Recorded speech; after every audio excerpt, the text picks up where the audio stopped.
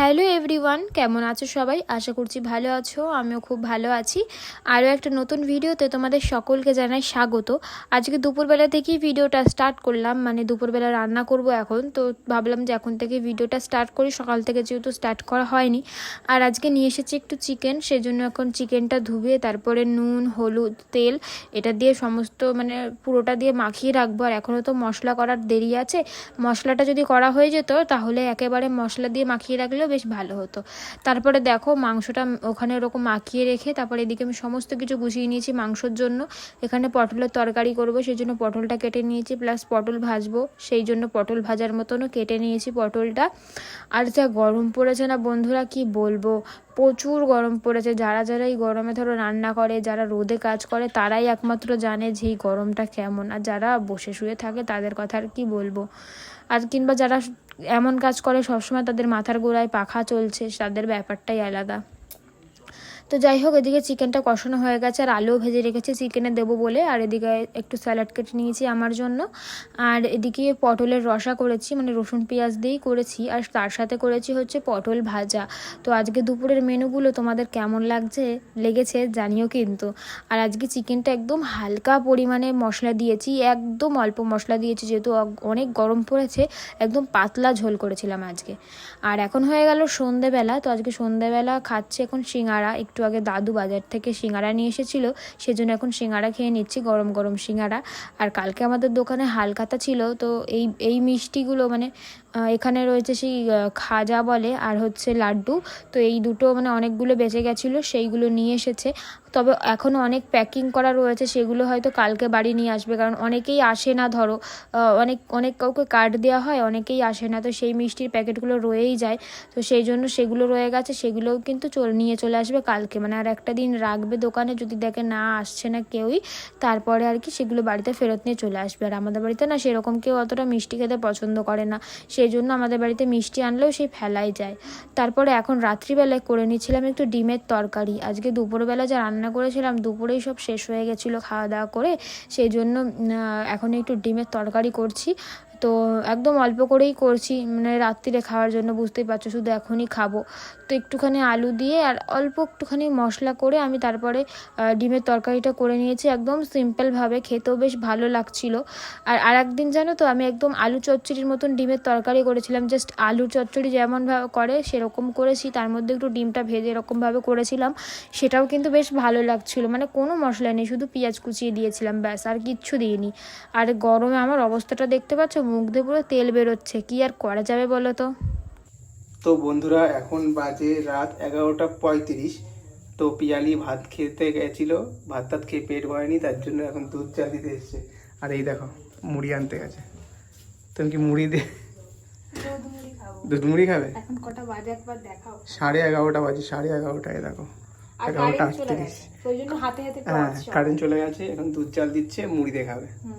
তোমার খেয়ে পেট ভরেনি নাকি তার জন্য? ঠিক আছে, আচ্ছা ঠিক আছে, তাহলে খাও দুধ আর মুড়ি। আমি তো দুধ খাই না, তুমি খাও।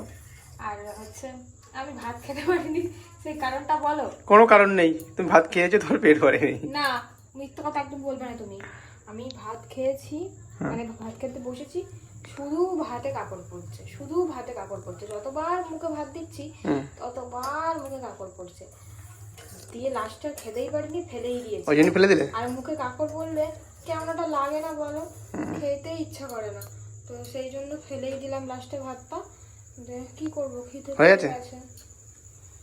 দুধ জলদি হয়ে গেছে? না হয়নি, খিদে পেয়ে গেছে, তাই ফ্রিজে দুধ ছিল, দুধটা বার করলাম, এখন মুড়ি দিয়ে খাবো। তো চলো, আর পরে কথা হচ্ছে তোমাদের সাথে।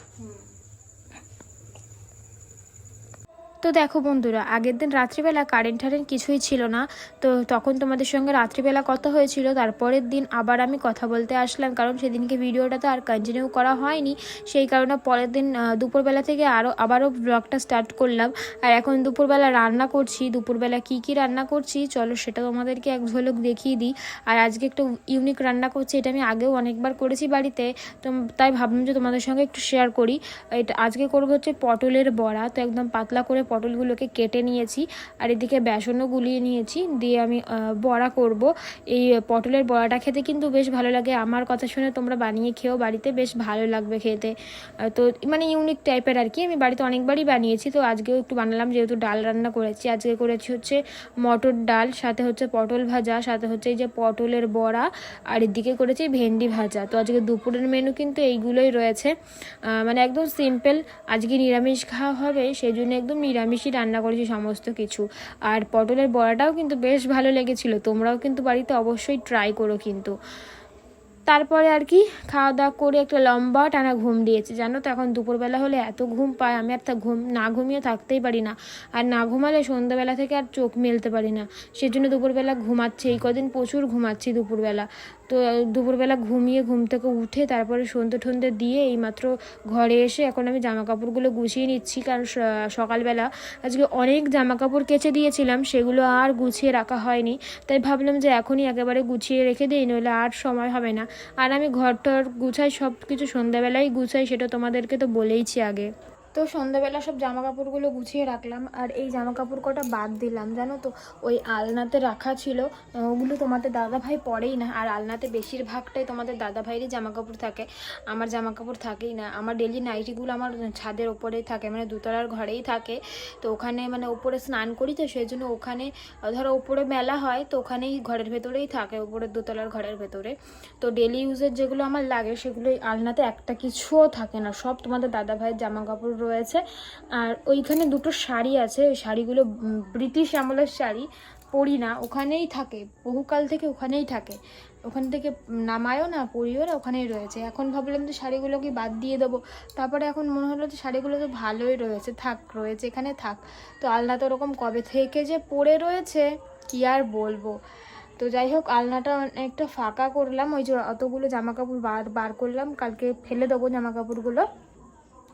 তো চলো, আর এখন এই যে জামা কাপড়গুলো সব ভাজ করলাম, মানে সকালবেলা অনেক কিছু কেচে দিয়েছিলাম, তো সেগুলো ভাজ করলাম।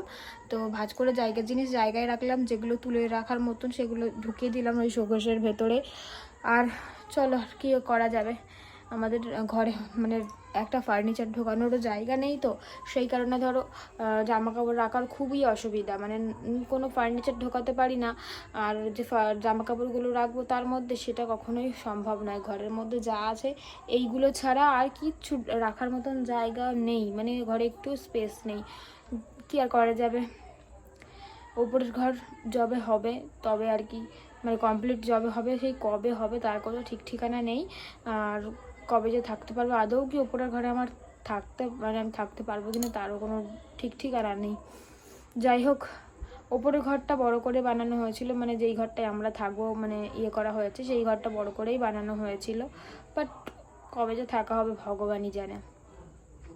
চলো, পরে আবার কথা হবে, ভীষণ গরম লাগছে, পাখাটা বন্ধ করে তোমাদের সঙ্গে কথা বলছি, মানে অসম্ভব গরম যাকে বলে, একটুও থাকা যাচ্ছে না এই গরমে। চলো, পরে আবার কথা হবে তোমাদের সঙ্গে। এখানে দেখতে পাচ্ছ আমার একটা পুচকে দেওর রয়েছে, আর এটা হচ্ছে আমার কাকা শ্বশুরের ছেলে, তো তোমরা অনেকেই চেনো, আমি অনেক ভিডিওতেই দেখাই, অনিশ। তো ওর একটা বন্ধুকে নিয়ে আমাদের ঘরে এসেছে, এসে দেখাচ্ছে দেখ এই গাছটাতে পাখি ছিল, মানে ও ছোটবেলায় দেখেছে, সেটাই ওকে দেখাচ্ছে এখানে। বন্ধুরা, এখন অনেকটাই রাত হয়ে গেছে, এখন বাজে হচ্ছে 11:26। তো একটু আগে খাওয়া দাওয়া হলো, এই মশারিটা টাঙিয়েছি, এই যে ভেতরে বসে বসে ফোন ঘাঁটছে। চলো, আজকে ভিডিওটা এখানেই শেষ করলাম, নতুন আর একটা ভিডিওতে সকলের সাথে আবার দেখা হবে। সকলে ভালো থেকো, সুস্থ থেকো, আজকের জন্য চলো টাটা।